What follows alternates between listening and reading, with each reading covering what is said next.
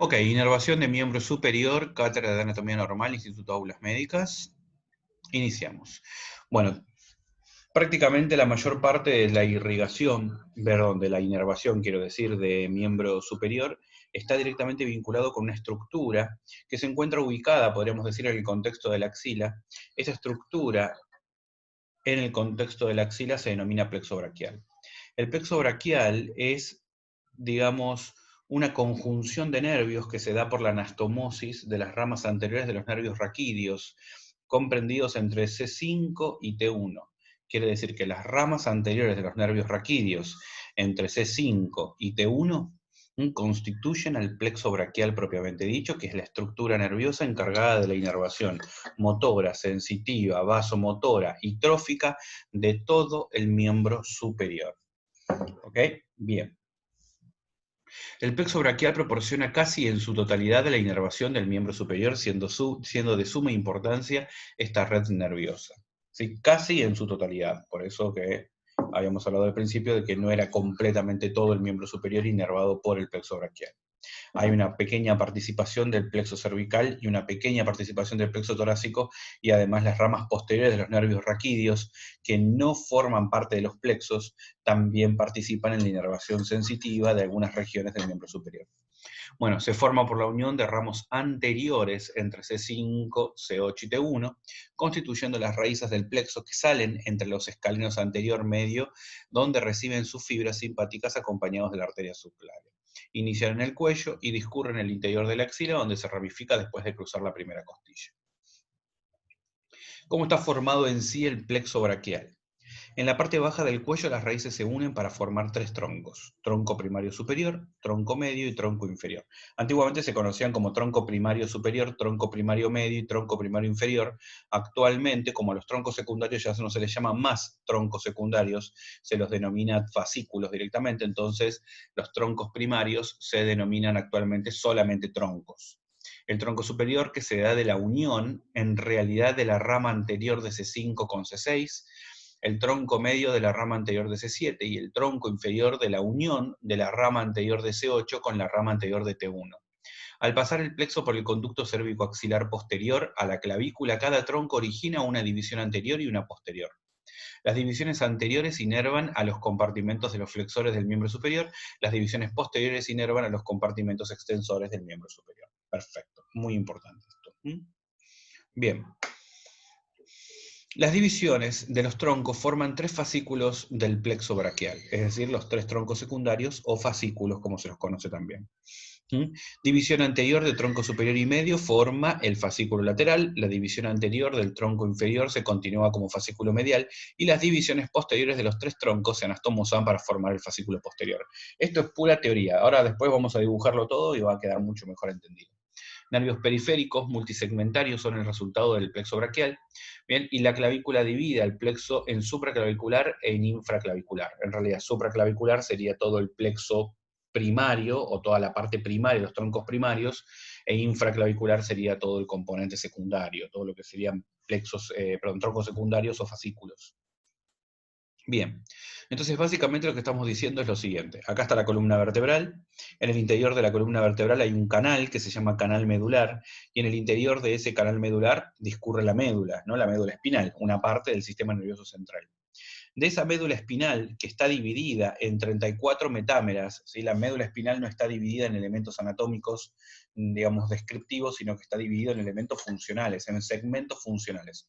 Cada uno de estos segmentos funcionales tiene el nombre o lleva la denominación de metámera. Entonces, de cada metámera van saliendo diferentes tipos de nervios, y estos nervios se anastomosan, estas raíces se anastomosan para formar los nervios raquídeos. Los nervios raquídeos todavía están contenidos dentro del canal vertebral.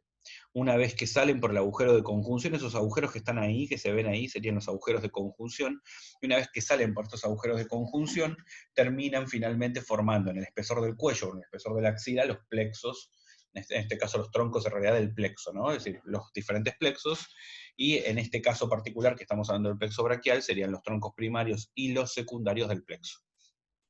Ok, ¿qué es lo que estamos diciendo acá? Es decir, ¿a qué nos estamos refiriendo para ser más puntualmente específicos? Bueno, a ver. Vamos a poner un poquito el pizarrón, como para tratar de entender lo que estamos diciendo. A ver. Poner una fila de color negro. Bueno, ¿se acuerdan que el sistema nervioso central está dividido filogenéticamente en una primera porción, así, longitudinal, que recibe el nombre de médula espinal, una primera parte? Todos tenemos una médula espinal. Cuando la médula espinal atraviesa el foramen magno, es decir, el agujero occipital, que es el agujero que está dentro del cráneo, ¿no?, en la parte inferior del cráneo, cuando la médula espinal atraviesa ese foramen craneal, pasa a ser tronco encefálico, es decir, se transforma primero en el bulbo, que es una cosita así. Bueno, no soy muy bueno para dibujar con este mouse y con la mano derecha. Después viene la protuberancia, y finalmente viene el mesencéfalo. ¿Se acuerdan de todo esto? Bueno, asumo que se deben acordar. Hacia la parte posterior encontramos, en la región posterior de todo esto, encontramos el cerebelo, que es una estructura del sistema nervioso central que se encarga del control motor, del control fino de la actividad motora compleja. Después de ahí para arriba viene el diencéfalo, que es el centro neurálgico de todo el control autónomo del organismo y además tiene un gran impacto en la formación del sistema límbico, es decir, en las funciones superiores del ser humano. Y después de ahí para arriba ya viene todo lo que es el encéfalo, la corteza, los núcleos de la base, las fibras, bueno, etcétera, etcétera, etcétera. Viene un montón de cosas. A nosotros nos importa, de acuerdo, del agujero magno para abajo, todo lo que es la médula espinal. Cuando vos agarrás la médula espinal y la observás desde adelante, vas a ver que la médula espinal tiene un surco medio que va exactamente por la línea media, ¿sí? Bueno, se me chispoteó un poquito ahí. Se llama surco medio anterior. Y a los costados de ese surco medio anterior tiene unos surquitos laterales que se llaman surcos colaterales o surcos intermedios anteriores. ¿Sí? Surcos colaterales anteriores o intermedios anteriores, que es lo mismo. ¿Ok? Bien. Si observamos más puntualmente la médula espinal, es decir, si agrandamos esta parte para poderla observar, ¿qué es lo que vamos a observar? Vamos a observar que de estos surcos intermedios anteriores van saliendo unas raíces así, que hacen esto, hacen este jueguito, así, así, así. Tienden a ser más o menos unas 3 o 4 a cada lado, ¿sí? Unas 3 o 4 aproximadamente a cada lado. Uy, bueno, chicos, no dibujo muy bien con la mano derecha, ¿qué se le va a hacer? ¿No? 3 o 4 a cada lado, se anastomosan para formar una estructura más gruesa que va a recibir el nombre de raíz anterior de los nervios raquídeos, ¿sí? Todos los nervios o todos los axones que van viajando por adentro del tronco y por adentro de la médula terminan saliendo en este punto, ¿de acuerdo? Constituyendo las ramas anteriores de los nervios raquídeos.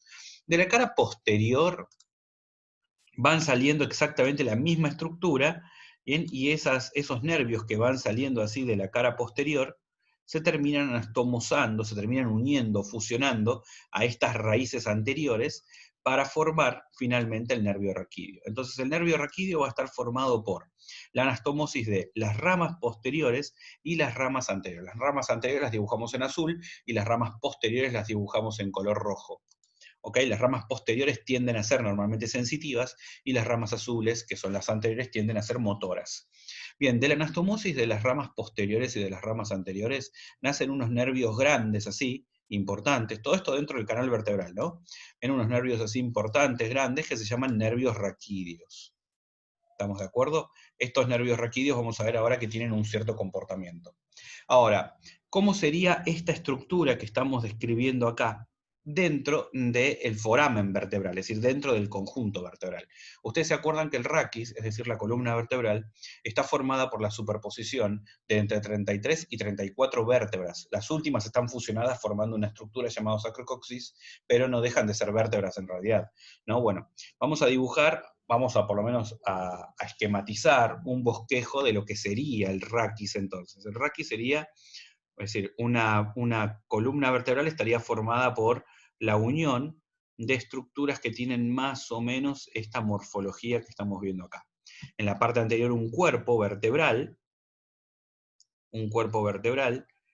este cuerpo vertebral, lo que sabemos es que posee, ¿sí? Lo que sabemos es que este cuerpo vertebral tiene, en la parte media tiene un centro, así un poco más deprimido, pero todo este cuerpo vertebral entonces es la parte que, digamos, es la parte corta de una vértebra, es digamos, la parte que representa el hueso corto dentro de la vértebra, en la cara posterior del cuerpo vertebral, pero que vamos a borrar un poquito acá. Bueno, ¿sí? Esto sería entonces el cuerpo vertebral así. Hacia posterior tenemos unas estructuras llamadas pedículos de cada vértebra, ¿no? Un pedículo, otro pedículo. Después de eso vienen las láminas, una lámina de un lado, otra lámina del otro, y en la anastomosis de las láminas surge lateralmente la apófisis espinosa. Los pedículos, entonces, como dijimos, terminan formando unos macizos, así óseos, llamados macizos apofisarios, a un lado y a otro. Esto lo vamos a ver más adelante en la clase correspondiente a la parte vertebral. Después vienen las láminas de un lado y del otro, y finalmente vienen las apófisis espinosas que se proyectan en sentido horizontal hacia posterior, ¿no? Acá estaremos medio como dibujando una cervical, o por lo menos tratando de dibujar una cervical.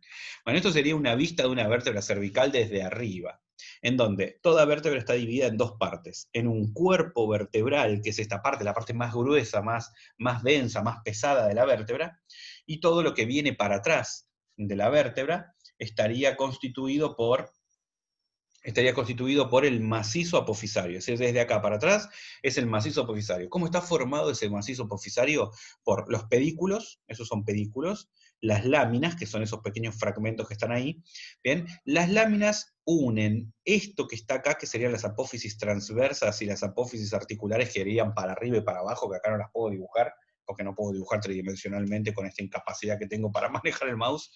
¿Bien? Y después, ¿bien? Las dos láminas se unen para formar una estructura que va hacia posterior que se llama apófisis espinosa. La espinosa también es una apófisis de tipo muscular, podríamos decir, que sirve para la inserción de músculos y para la movilización del raquis propiamente dicho.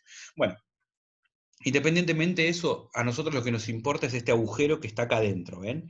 Ese agujero que está ahí adentro se denomina canal vertebral. Y en el interior de este agujero está la médula espinal ahí. La médula espinal es chiquitita, ¿sí? Pareciera ser una estructura grande, pero en realidad es muy chiquitita la médula espinal. ¿Ok? En el centro de la médula espinal tiene un pequeño conductito así que se llama acueducto del epéndimo. Lateralmente al acueducto del epéndimo vemos, bueno, vemos las astas posteriores, las astas anteriores. ¿Se acuerda que la médula tiene una configuración así similar a esto? Astas anteriores, astas posteriores, respectivamente, de un lado para el otro. Bueno, y después alrededor de todo eso está la sustancia blanca de la médula.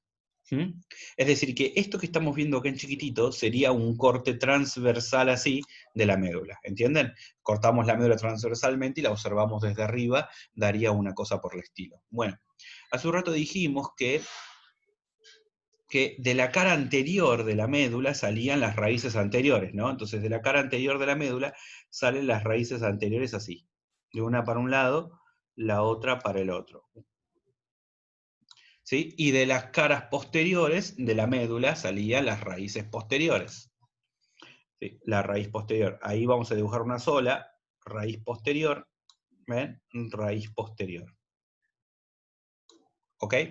Bueno, cada una de estas dos raíces se van a anastomosar finalmente, es decir, la raíz posterior se va a anastomosar con la raíz anterior para constituir de un lado y del otro los nervios raquídeos respectivamente. Cada nervio raquídeo que se forma en el interior del conducto vertebral, ¿okay? Está formado por la sumatoria de los axones motores que vienen por la raíz anterior con los axones sensitivos que circulan por la raíz posterior. Quiere decir que todo eso queda todo metido adentro del nervio raquídeo. Este nervio raquídeo atraviesa un agujero que estaría por acá más o menos, ¿sí? Que se llama agujero de conjunción, que se forma entre los pedículos supra y subyacentes de dos vértebras, entre dos vértebras articuladas, y al pasar por ahí el nervio raquídeo ya deja de ser un nervio propiamente dicho central, es decir, deja de ser un nervio del sistema nervioso central para pasar a ser un nervio del sistema nervioso periférico. Una vez que atraviesa la médula pasa a ser un nervio del sistema nervioso periférico. Entonces estos nervios, una vez que atraviesan ese foramen que acabamos de decir recién, que se llama foramen de conjunción, deja de ser bien parte del sistema nervioso central para pasar a ser parte del sistema nervioso periférico. Una vez que ingresó al sistema nervioso periférico, ¿sí? Una vez que salió de la columna vertebral, este nervio se divide rápidamente en dos ramas. Escuchen esto porque esto es muy importante, es parte de la definición. En dos ramas. una rama posterior que no forma parte de los nervios, es decir, de los plexos, perdón, de los nervios que forman parte del plexo, es decir, una rama posterior que no forma parte del plexo, por lo tanto no la vamos a considerar, ¿sí? Una rama que se va hacia posterior, que es responsable de la inervación sensitiva motora de bien los músculos epiespinosos y todo ese tipo de cosas, y una rama anterior que sí es la que forma plexos, ¿entienden?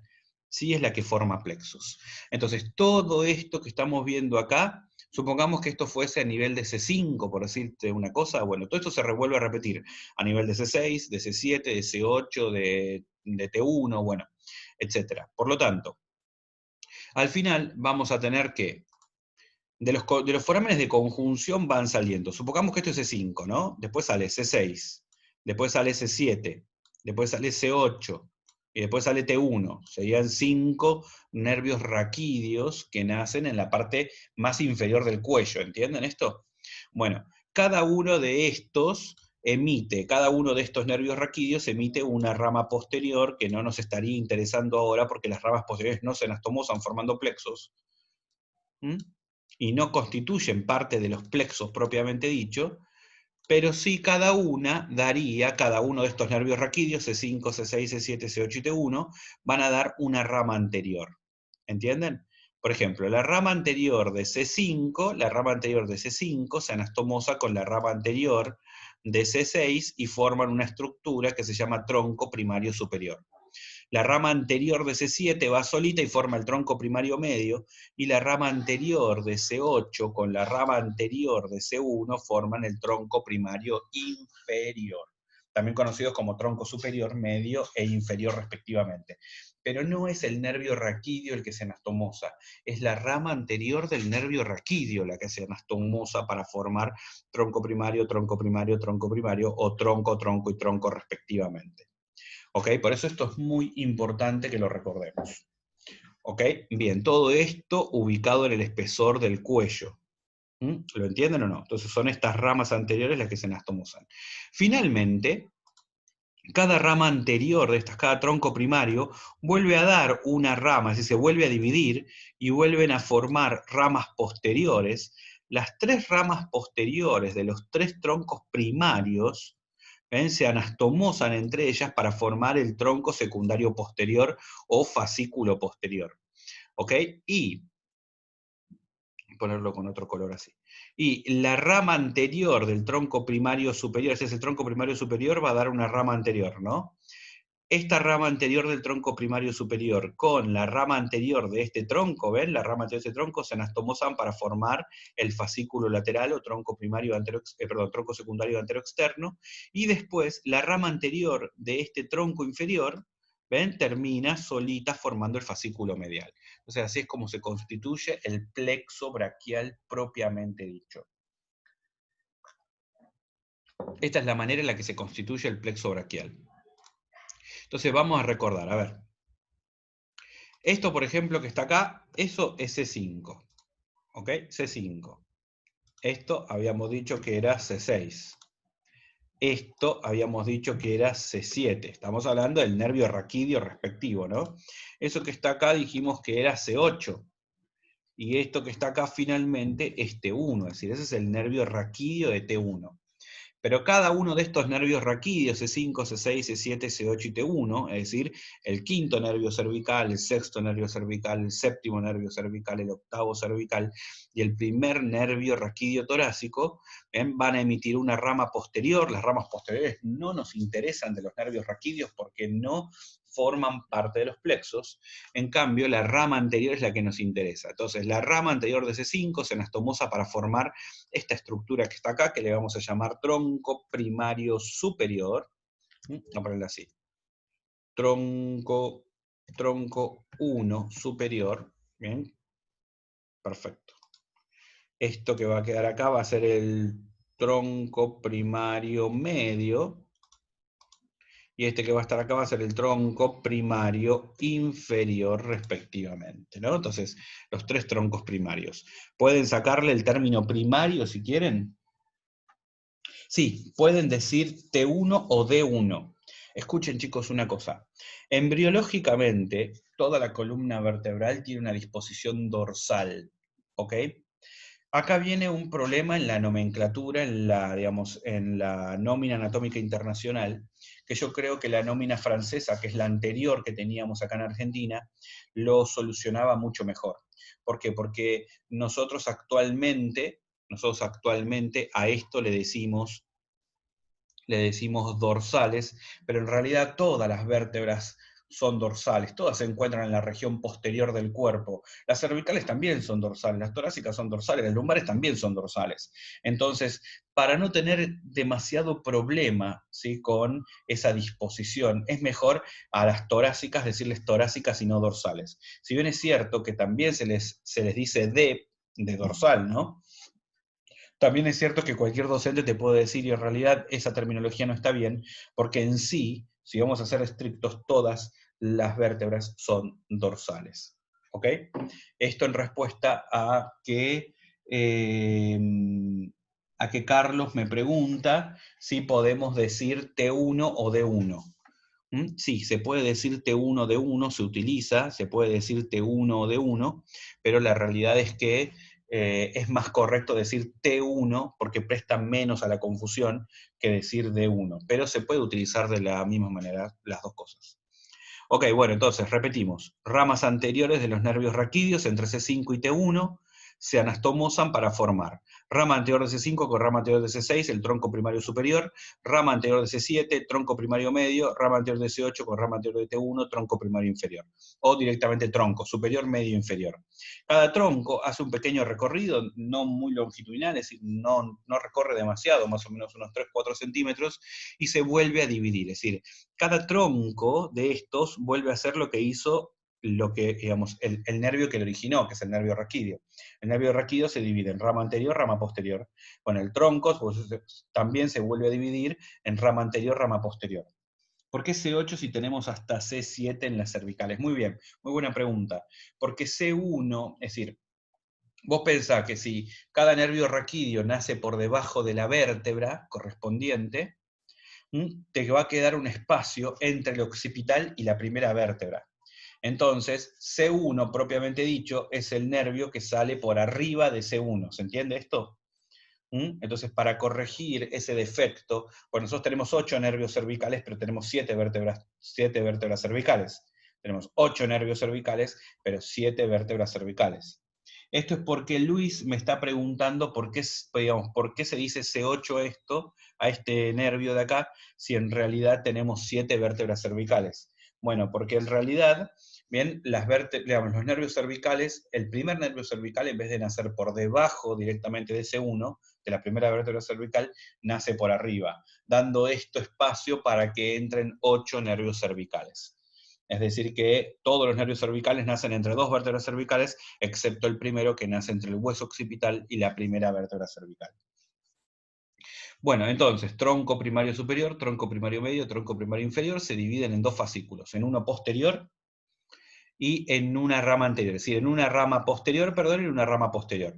La rama posterior, bien, las 3 ramas posteriores se anastomosan para formar el fascículo posterior, también conocido como tronco secundario posterior. ¿Hasta acá estamos bien? Perfecto. Después, la rama anterior del tronco superior con la rama anterior del tronco medio se anastomosan para formar el fascículo lateral, también conocido como tronco secundario anteroexterno. Esa es la denominación que tenía antiguamente. Y finalmente, solamente ella solita, ¿no?, la rama anterior del tronco primario inferior, es decir, la rama anterior del tronco inferior, hay tanta terminología que me pierdo, ¿ok?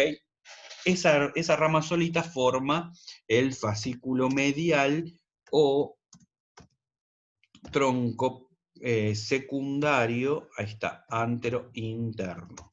Medio un quilombito, ¿no? Bueno, tronco secundario antero-interno. Entonces, esto es lo que nos vamos a encontrar. ¿Qué pasa ahora con estos 3 troncos? Bueno, estos 3 troncos, vamos a dibujarlos así, a ver. tenemos acá entonces. Vamos a pasar esta estructura más para acá, para abajo. Tenemos el tronco secundario antero-externo, el tronco secundario antero-interno respectivamente, y en la parte posterior vamos a encontrarnos al tronco secundario posterior, que yo lo puse para abajo, pero en realidad iría para atrás. Perdón, lo puse acá arriba, quiero decir, pero en realidad iría atrás. Pero el tema es que no podemos dibujar en 3 dimensiones. Ok. ¿Qué pasa ahora con cada uno de estos troncos? Bueno, escuchen, chicos. Esto que está acá, repetimos. Esto que está acá es el fascículo lateral. Esto que está acá es el fascículo medial. Y esto que está acá es el fascículo posterior, ¿no? Del plexo braquial. Fascículo lateral, fascículo medial y fascículo posterior del plexo braquial. Bueno, el fascículo lateral, o tronco secundario antero-externo, emite una rama que se va hacia medial, y el fascículo medial emite una rama que se va hacia lateral, que se llaman rama medial y lateral respectivamente. Estas dos ramas se anastomosan y forman el nervio raquídeo, probablemente el más importante de todos, que es el nervio mediano. Entonces forman al nervio mediano. Escuchen una cosa, yo he escuchado gente decirle nervio medial o nervio medio, no se llama ni medial ni medio, se llama mediano. Y hay que respetar esta terminología. El nervio se llama mediano, ese es el nombre que le dieron. ¿Ok? Bien. El resto del fascículo lateral constituye entonces lo que se conoce con el nombre de nervio musculocutáneo. Está lleno de nervios musculocutáneos en nuestro cuerpo. Este se llama nervio musculocutáneo también. Quiere decir que tiene un componente motor, muscular, representa que es motor, y tiene un componente sensitivo. La parte cutánea es la parte sensitiva. Ok. Después viene, ¿sí? El resto del fascículo medial, es decir, la otra parte del fascículo medial, no la que dio, digamos, no la que dio su estructura para la constitución del mediano, sino lo que quedó, forma un nervio muy importante, de los 3 más importantes, que es el nervio cubital.